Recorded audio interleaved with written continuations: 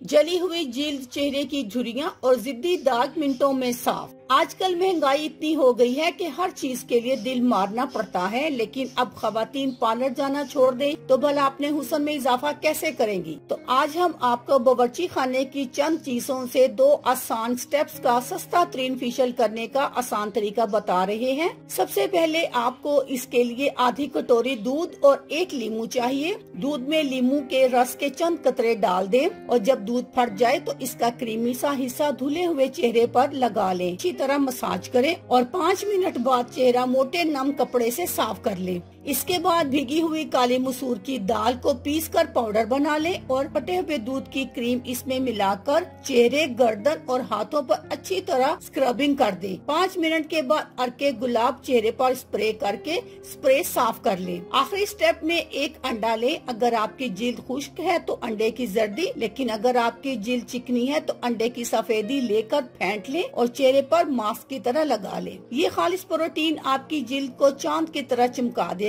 लीजिए, घर बैठे हुए सिर्फ आधे घंटे में पार्लर जैसा फेशियल हो गया। अल्लाह हाफिज।